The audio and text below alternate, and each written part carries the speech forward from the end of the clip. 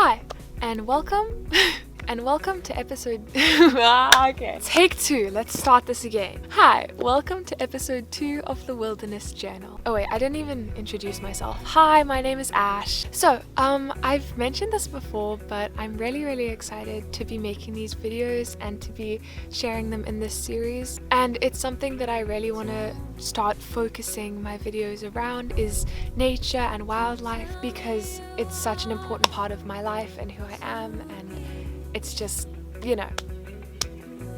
and specifically within that theme of nature and wildlife, having the idea of what nature can teach us about ourselves and focusing on that in videos. So, welcome to episode 2 of the Wilderness Journal. This video was filmed quite a while ago, but we are just going to pretend that it was filmed now, okay? Cool. So this was a day where we went to the Kruger National Park, to do a big birding day. So it was a challenge to kind of see how many birds that you could spot in 24 hours. So obviously the goal was to see as many birds as possible in 24 hours. So because of that, we woke up very early in the morning at like 3 a.m, which was rough, but it was definitely worth it. The early morning is when a lot of birds are the most active, and it was so beautiful to hear the dawn chorus and to hear them all calling at the beginning of the day. Early mornings in the bush are truly just so amazing, and the feeling of that cool air at the beginning of the day just filling your lungs is like no other. The early bird truly does catch the worm. I wrote that here, but whatever. The early bird truly does catch the worm, and we heard many beautiful birds like the white-browed scrub robin, Natal's spurfowl, Burchell's cuckoo, and many more. It was really beautiful to watch the sunrise and to see the day come to life and see the light filling the sky. Waking up was tough, but once you're up, it's beautiful. I need to find another word for beautiful, because I'm just going to be like beautiful. I really loved seeing the sun come up and seeing the colors fill the sky. We saw this cool ant's nest, so enjoy this footage of these ants in their nest. It was very cool. Here's a euphorbia. Here's a beautiful view. I've always found foam nest frogs really cool. Foam nest frogs make a foamy nest in a tree above a dam or a river, and in summer when it rains, they lay their eggs in the foamy nest, and when the tadpoles hatch, they fall straight into the water below, ready to swim. I guess this can symbolize having to take a big leap into the unknown, but trusting that there'll be something there to support and sustain you in the future. Here are some beautiful buffalo weaver nests. Buffalo weavers always build their nests on the western side of the tree, so if you're ever lost in the bush and you see buffalo weaver nests, it's the west. Buffalo weavers are communal nesters, so the group of birds makes a huge nest in the tree, and within that are the smaller individual nests. This can symbolize how we all have our own individual lives and things that make us who we are, but at the same time, we are part of something bigger than ourselves. Then we saw a Melachite kingfisher, which is named after the malachite, which is a bright blue gem. They have been one of my favorite birds for as long as I can remember. I've always loved Melachite kingfishers, and I have so many terrible drawings of them that I did when I was so young. They are tiny and beautifully brightly colored like a precious jewel.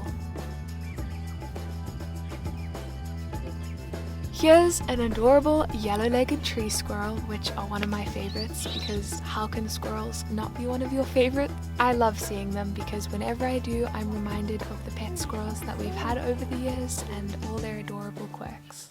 Here's a Natal's spurfowl. Hearing their call always brings me back to my childhood, because at my old house, them and the guinea fowls would always call very loudly in the morning and wake everyone up at the beginning of a new day. The bearded scrub robin is an uncommon species that hops around on the ground looking for insects and has a beautiful call. So then we were lucky enough to see a whole family of ground hornbills, which was so amazing because they are so endangered and they're just beautiful. Ground hornbills spend a lot of their time scouting around for prey such as lizards, small mammals, birds, and even some venomous snakes. They are long-lived birds and only reach maturity at 6 years old, and that's when the females will leave their flock and go start a new one. They nest in holes in trees, which is partly why they are so endangered because of the lack of the availability of sustainable nesting sites, but also because of logging and deforestation. Traditionally, they are considered to be sacred and wise. And when I look at ground hornbills, they give me a wise kind of vibe, you know? They are truly, truly so beautiful, and it was so amazing to see such a big flock. So we carried on our way. Southern Kruger has the highest density of wild white rhinos left in the world, and we were lucky enough to come across a mother and a baby white rhino, which was so stunning, and the baby was just adorable. Rhinos are amazing, amazing creatures. Look how precious. Oh, so cute.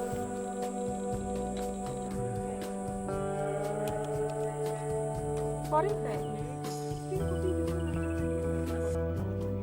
These young male impalas were sparring, which is practicing to fight for the day when they will have to challenge another male to take over a territory. They are practicing fighting for the day when they'll have to fight for real. It was so beautiful there and so peaceful. We then saw an iconic marabou stork. Marabou storks got their name from the French word for grotesque old man because of their not so attractive looks. They have a big gular pouch hanging below their beak, which they use to cool themselves down. They are scavengers, and you see them a lot around rubbish dumps and carcasses. Here's a beautiful leopard orchid in a dead leadwood tree, which had germinated from the droppings of a baboon or monkey. Here's a red-billed hornbill, which is the iconic Zazu from The Lion King. Whoop whoop! We spotted a pearl-spotted owlet in a tree. They are small owls who are crepuscular. They are crepuscular, which means that they are active in the dawn and the dusk. They can definitely symbolize being aware and being observant of your surroundings. It was so amazing to see a lilac-breasted roller eating a yellow-bellied sand snake. It was bashing it against the branch and shaking it so that it could kill the snake before it ate it. Lilac-breasted rollers, and all rollers, are called rollers because they do this thing when they fly, they roll. That was a really bad way of explaining it, but when they fly, they roll in the sky. They do like tumble turns. They're pretty damn cool.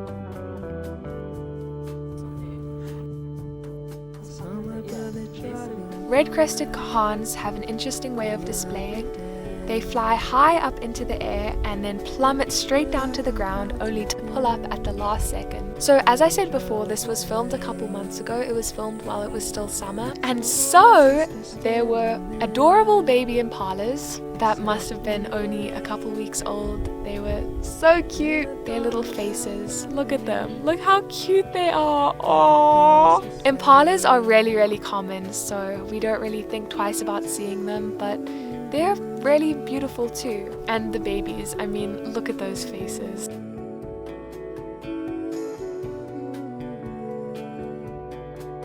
We stopped at the bridge going over the Crocodile River and saw many, many birds.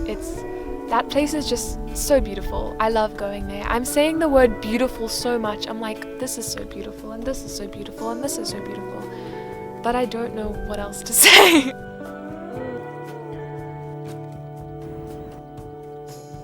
Saddle-billed storks are stunning endangered water birds. They get their name from their strong saddle-like shape of their bill, which they use to kill frogs and fish. The grey heron waits for hours and hours for their prey to come along, which they stab with their spear-shaped bill. They can teach us about how having patience and perseverance eventually pays off.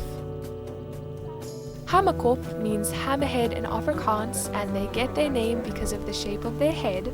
They build huge nests in trees which are made up of many different chambers, and there's one over there. Sacred ibises are also found in Egypt, and they got their name as they were seen as being sacred by the ancient Egyptians. They are beautiful black and white birds, and they can show freedom and lightness. Another species also found in both Egypt and South Africa is the Egyptian goose, which are actually more closely related to ducks than other geese. They are noisy water birds that can have up to 8 to 9 chicks. You see them everywhere, and they're pretty cool. African jacanas for me symbolize balance and lightness as they trot over the lily pads in search of insects in the water. They are really, really gorgeous. Blacksmith lapwings got their name from their tinking call, which sounds like a blacksmith hitting iron. They are common throughout rivers and dams and water. Black-winged stilts wade through the water looking for insects. Water thickneys are also called dikhops, which means thick head in Afrikaans, which refers to the size of their head. Shame. It was really, really beautiful to watch these ibises, egrets, and herons flying. Watching flocks of birds flying in the sky is just, it really makes you feel so free just to watch them soaring up in the sky, and I wish I could have just jumped up into the sky and soared around with them for a while. Here's a sacred ibis joining their close relatives, the glossy ibises. Woohoo! That's a sacred ibis. Yellow-billed storks are closely related to saddle-billed storks. They are an uncommon species with a stunning yellow beak and a red face and legs. You can definitely tell why it's called the Crocodile River. It has one of the highest populations of crocodiles in South Africa, and before there was a bridge here, you would have to be very, very brave to cross it. Watch out, ibises, don't get eaten! Then this fish eagle flew in, showing everyone who's possible here. Fish eagles are so strong and powerful and have a gorgeous call. This is so cool, guys! What was really amazing about looking out at that river and seeing all those different birds is that there was so much going on at once. And so often we're so focused on seeing the big animals like the lions and the elephants, which are so amazing as well. But the small things are just as spectacular. And when you kind of switch into that mindset and into that way of looking at all the small things and seeing all the different birds, it's truly, truly amazing. It's this whole other world. It really is. It's a whole other world that you just kind of tap into, and it was really beautiful to see. I'm sorry I'm saying the word beautiful and amazing so much, but it was. So, yeah.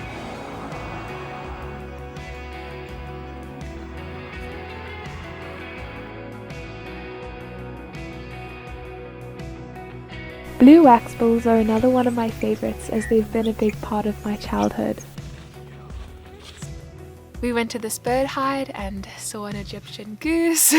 Then we saw this woodland kingfisher, which is another one of my favorites. They are just so beautiful, and it was having a bath. Their call is an indicator of the arrival of summer. At the beginning of summer, you always hear woodland kingfishers calling. Greater blue-eared starlings and all starlings are typical African birds and have a stunning iridescent shimmer to their feathers. If you've ever been to Kruger, then you'll obviously know that they'll always hang around picnic sites in search of leftovers and bits of food. We went to another dam and saw a hippo and an elephant. We saw 2 more jacanas on lily pads. I love how they have that balance and just peace to them. Hippos are one of the most dangerous animals in Africa, and another reason not to be tempted to cool off in that water even though it was a boiling day. They spend their days just chilling in rivers and dams and come out at night to feed on grass. I remember hearing so many stories when I was younger about hippos coming out at night to feed on grass and the tales about why that happened.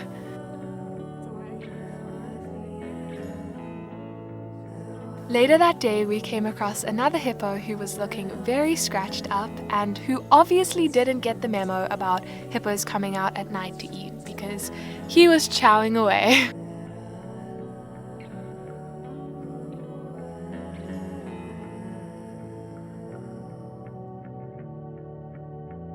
Elephants are always really amazing to see. Look at all the wrinkles. Oh man, I love brown beetles. I love them. This is the male, the female sitting, the male's pushing and the female's on them. We encountered a troop of chakma baboons. They are sociable animals who will steal your food any chance they get. I also really love seeing the small things in the bush as well. They are just as beautiful as the bigger things too. Watching giraffes always makes me feel peaceful and calm. This giraffe was accompanied by a zebra and many red-billed oxpeckers hitching a ride on it. This is a symbiotic relationship which benefits both the zebra and the oxpeckers. The zebra gets rid of ticks while the birds get a meal.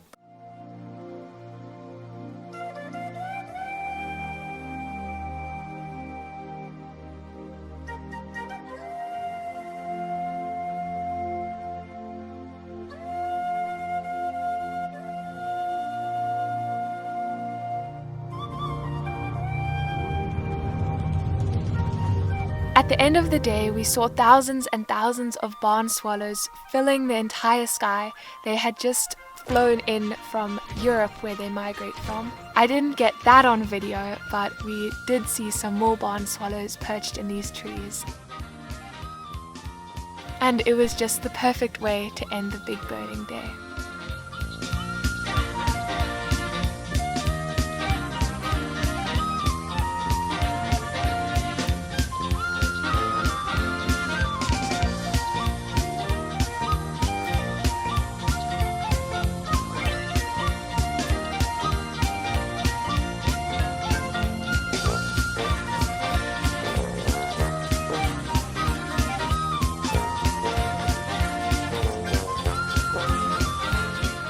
So, if you've made it to the end, if you are watching right now, thank you so much. I really hope that you enjoyed this. I'm still figuring out how I want to structure these videos and how I want to put them together. In the future, I think I'm going to be focusing on certain themes within the videos, like having a theme about camouflage or having a theme about balance or about a certain animal, and then getting lots of different footage from different times together into that one video to fit that theme. But I'm still just figuring it all out. Please, if you enjoyed the video, give it a thumbs up, hit the subscribe button and comment what you thought. I've always wanted to say it like that. So yeah, like it if you like, comment what you thought of it, what you would like to see, and please subscribe for more, and share, tell your friends. Oh my gosh, I'm so cringy. Share the video if you would like to. And I'm really excited to focus more videos around nature and wildlife and what we can learn from it, because I mean, I've said this so many times, but it's a really big part of my life and has been my entire life. So yeah, I hope that you enjoyed, and I will see you next time, because you're gonna stay and watch more. Bye!